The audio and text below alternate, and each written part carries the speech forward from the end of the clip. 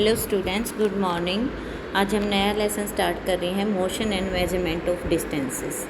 इस चैप्टर में हम मोशन के बारे में और जो डिस्टेंस की मेजरमेंट कैसे हम करते हैं, कैसे हमारे एंशिएंट पीपल करते थे, वो सब हम पढ़ेंगे। तो शुरुआत करते हैं मोशन के बारे में, मीन्स ट्रांसपोर्टेशन के बारे में। जो फर्स्ट पैराग्राफ आपको दिखाई दे रहा है, इसमें आपको एक डिस्कशन पढ़ेंगे आप। इस डिस्कशन में वो जो पहेली और उसके दोस्त इस बात का डिस्कशन कर रहे हैं कि गर्मी की छुट्टियों में सभी बच्चे कहीं कहीं घूमने गए थे, तो वो सब कैसे गए थे। तो एक बच्चे ने उन्हें बताया कि वो ट्रेन से अपने पैतृक गांव गया था, फिर उन्होंने एक बस ली, फिर उसके बाद एक बुल्लोक कार्ट की मदद से वो अपने घर पहुंचे। एक स्टूडेंट ने बताया कि वो एरोप्लेन से उसने ट्रैवल किया। फिर एक बच्चे ने उसने बताया कि वो अपने अंकल के पास गया था और उसने अपना टाइम बोट में फिशिंग करने में बिताया। टीचर ने उनको बताया कि आपने न्यूज़पेपर में एक आर्टिकल पढ़ा होगा जिसमें एक स्मॉल व्हील्ड व्हीकल्स मार्स पर भेजा गया है एक्सपेरिमेंट करने के लिए, और इसको वहाँ तक स्पेसक्राफ्ट के थ्रू भेजा गया। स्पेसक्राफ्ट एक ऐसा यंत्र है जो एक ग्रह से दूसरे ग्रह पर जा सकता है। तो हम यहाँ पर एंशिएंट इंडिया में किस तरीके से लोग एक जगह से दूसरी जगह जाते थे, वही सब डिस्कस करेंगे। तो उसके लिए हम पढ़ रहे हैं story of transport. Long ago people did not have any means of transport. पहले लोगों के पास कोई भी ट्रांसपोर्ट का साधन नहीं था। They have to move only on foot and carry goods on their back. वो अपने पैरों पर ही जाते थे और अपने पीठ पर सामान लाद कर लेकर जाते थे। बाद में उन्होंने एनिमल्स का इस काम के लिए यूज करना स्टार्ट कर दिया।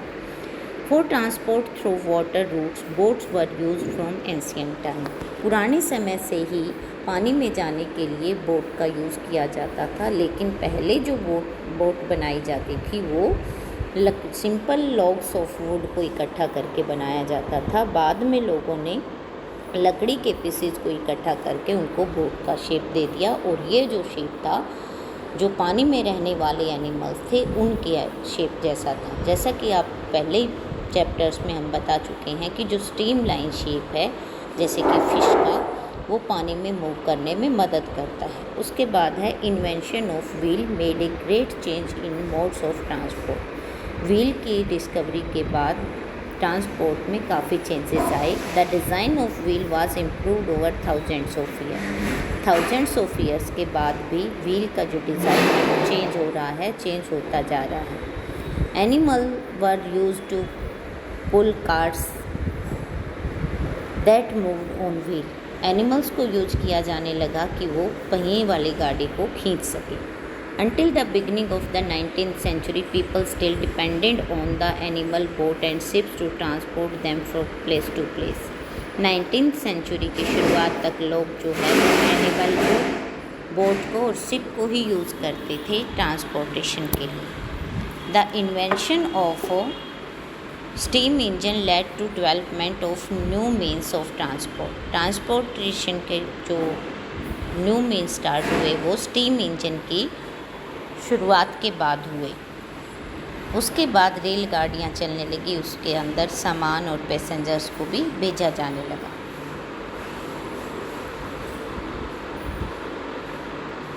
उसके बाद व्हीकल्स, जैसे कि आज हम देख सकते हैं, कार, मोटर, ट्रक, बसेस, ये सब जो हैं यूज किए जा रहे हैं।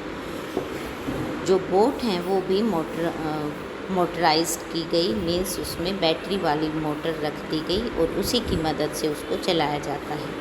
The early years of 1900 saw development of aeroplane. 1900 की शुरुआत में एरोप्लेन की शुरुआत हुई। बाद में इसको पैसेंजर्स और गुड्स यानी कि सामान ले जाने के लिए यूज किया जाने लगा। उसके बाद electric train, motor rails, supersonic aeroplane, spacecraft, ये सब जो है हमारी 20वीं सेंचुरी की देन है। उसके बाद ये जो डिस्कशन है वो कितना बड़ा है, उसी के लिए वर्ड लिखा हुआ है, how wide is this desk. How did people know how far they have travel. लोगों को कैसे पता चलता है कि उनको कितनी दूर जाना है। जैसे आप स्कूल से घर आते हैं तो आपको कैसे पता चलेगा कि आपके स्कूल से घर की दूरी कितनी है, आपको रिक्शा में जाना है, बस में जाना है या फिर ट्रेन से या फिर एरोप्लेन से जाना है। इन सब के लिए हमें उन डिस्टेंस का पता होना चाहिए कि वो डिस्टेंस कितनी ज़्यादा है। हमें डिस्टेंस का पता चल जाएगा तो हम अपना जो व्हीकल है वो भी हम चूज़ कर लेंगे कि हमें किससे जाना है। इसी डिस्कशन को आगे बढ़ाते हुए बताया है कि जैसे स्कूल में बच्चे जो हैं वो झगड़ा कर लेते हैं किसी डेस्क की लेंथ के ऊपर, जैसे एक डेस्क को 2 बच्चे शेयर करते हैं, तो उसी का एग्ज़ाम्पल देते हुए यहाँ पर पहली और बोझो जो है वो क्लासरूम में लड़ाई कर रही हैं कि एक बेंच उनको शेयर करने के लिए दिया गया है। तो उनके टीचर्स ने उनको सजेस्ट किया कि ये जो, जैसे कि आप डायग्राम में भी देख सकते हो फिगर 10.2 में, जिसमें आपको देख रहे हैं कि वो मेज़र करके बीच में एक लाइन लगा ली गई है। तो लाइन लगाने के लिए उनके पास मेज़रमेंट के लिए कुछ नहीं था, तो उन्होंने गिल्ली और डंडा से इसको मेज़र कर लिया। गिल्ली और डंडा उन्होंने यूज़ करके जो टोटल लेंथ थी टेबल की वो थी 2 डंडे के बराबर और 2 गिल्ली के बराबर। तो उन्होंने हाफ हाफ करके इसको यूज़ कर लिया और वो दोनों खुश थे। कुछ दिनों बाद जो वो लाइन है वो फीकी पड़ गई, मीन्स मिट गई। उसके बाद उन्होंने फिर से यही चीज़ ट्राई की, लेकिन अब उनके पास पुराना गिल्ली डंडा नहीं था। नए गिल्ली डंडे से जब उन्होंने उसको मेज़र किया तो जो गिल्ली की लेंथ है वो कंप्लीट नहीं हुई और फिर वो अपने टीचर से कहने लगे कि अब हम क्या करें। तो उनके टीचर ने उनको सजेस्ट किया कि वो ये सब जो है वो किसी स्ट्रिंग की मदद से कर सकते हैं। तो उसके लिए आप ये 3rd पैराग्राफ देखो। One string they could do is to take a small length of string and mark 2 point on it, कि वो एक स्ट्रिंग ले सकते हैं और उस पर 2 मार्क लगा सकते हैं। This will be the string length, और ये जो लेंथ है वो इक्वल होगी किसके बराबर, टेबल की लेंथ के बराबर। They can measure the width of the dash in the string length. How can they use the string to measure distance less than the length of the string. जो length of string है उससे कम जो length है उसको कैसे measure करेंगे, तो उसके लिए वो रस्सी को फोल्ड कर सकते हैं और फोल्ड करने के बाद वो उसको 1/2, 1/4, 1/8 कर सकती हैं और जो छोटी डिस्टेंसेस हैं वो इससे मेज़र की जा सकती हैं। उसके बाद कहा है कि वो अपने ज्योमेट्री बॉक्स से स्केल की मदद से भी ये काम कर सकते थे। यस, कर सकते थे, लेकिन ये सारे एग्जाम्पल आपको इसलिए दिए गए हैं कि एंशिएंट टाइम में मेज़रमेंट के लिए इस तरह का कोई डिवाइसेस नहीं बना था, इसलिए उन्होंने इस चीज़ को गिल्ली और डंडे से मेज़र किया। Bojo has been reading about the way people use to measure distance before such standard scale were made and has been trying to follow different method of measurement and distances। क्योंकि पुराने लोगों के पास इस तरह का measurement का कोई भी साधन नहीं था, इसलिए वो इस तरीके से मेज़रमेंट किया करते थे। उसके बाद बहुत सारे ओकेज़न्स बताए हैं आपको। जो मार्क किया हुआ पोर्शन है इसमें बहुत सारे ऐसे टाइम बताया गया है जिसमें हमें ज़रूरत पड़ती है मेज़रमेंट की। There are so many occasions when we come across a need to measure the length and distances. For example, the tailor need to measure the length of the cloth to know it is enough to stitch a kurta। कि कपड़े को मापने की ज़रूरत होती है किसी कुर्ते की सिलाई के लिए। एक कारपेंटर को हाइट और विड्थ की ज़रूरत होती है कोई अलमारी बनाने के लिए कि को कितनी लकड़ी लगेगी। अलमारी या दरवाज़ा कुछ भी हो सकता है। किसी किसान को ज़रूरत पड़ती है उसका खेत का एरिया जानने के लिए कि उसके खेत में कितने सीड लगेंगे या उसके क्रॉप को कितना पानी लगेगा। इसी तरीके से आगे बताया, suppose you are asked how tall you are, कि मान लो आपसे पूछ लिया जाए कि आप कितने लंबे हो। You want to tell the length of a straight line from the top of your head. तो उसके लिए आपको एक सीधी लाइन लेनी पड़ेगी जो आपके सिर से लेकर आपके हील या तो आपके फिट तक पूरी रहे। ये रूम कितना बड़ा है, ये डेस्क कितना चौड़ा है, दिल्ली लखनऊ से कितनी दूर है, चंद्रमा अर्थ से कितनी दूर है। All these questions have one thing in common. इन सभी क्वेश्चंस में एक चीज़ कॉमन है, they are concern distance between the two places. ये सब जो हैं वो दो जगहों के बीच की डिस्टेंस की बात कर रहे हैं।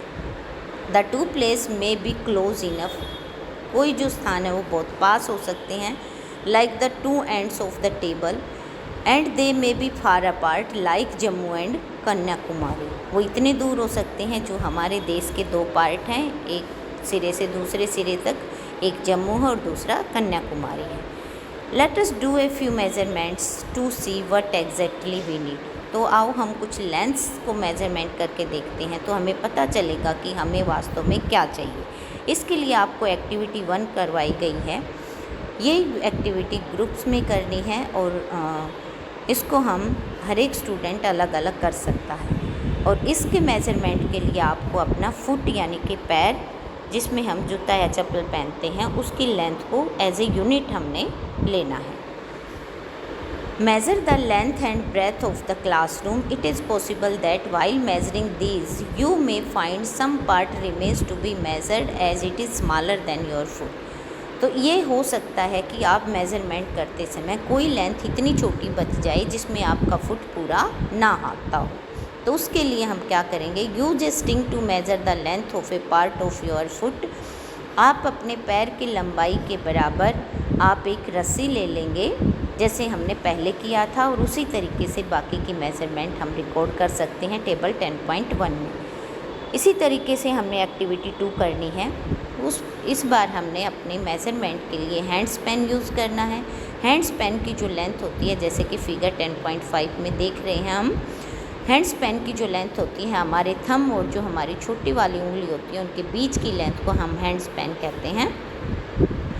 तो यहाँ पर भी हम किसी डेस्क की, किसी टेबल की लेंथ को मेज़र कर सकते हैं। और फिर से वही प्रॉब्लम आएगी, तो उसके लिए हम अपनी हैंड्स पेन की लेंथ के बराबर कोई रस्सी ले लेंगे और उसके जो छोटे पार्ट्स हैं उसकी मदद से हम मेज़र करके टेबल 10.2 में ये रिकॉर्ड कर सकते हैं। उसके बाद है we see that the measurement means that comparison. अब यहाँ पर मेज़रमेंट की डेफिनेशन बता रहे हैं आपको।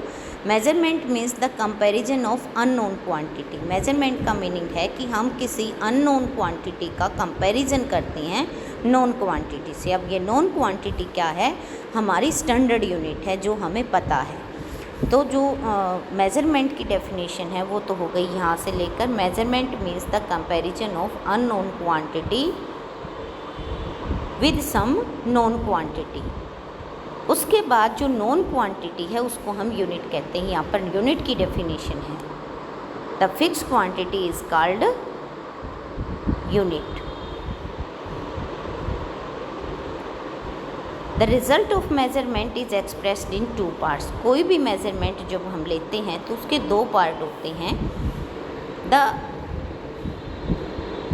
Result is a measurement is expressed in the 2 parts. 1 part is number, एक पार्ट जो होता है वो नंबर होता है। The other part is unit, और दूसरा जो होता है यूनिट होता है। एग्जाम्पल दिया है आपको, जैसे हमने एक्टिविटी में रूम की लेंथ मापने के लिए हमने क्या यूज़ किया, फुट यूज़ किया।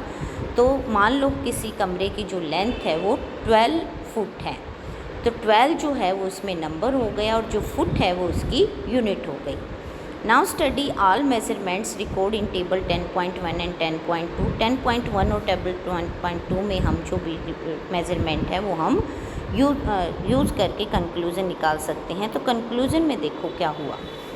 Are all the measurement for the room using everybody foot is equal. क्या सभी बच्चों ने जो लेंथ मेज़र की है रूम की, उन सभी की जो फुट का नंबर है वो इक्वल है?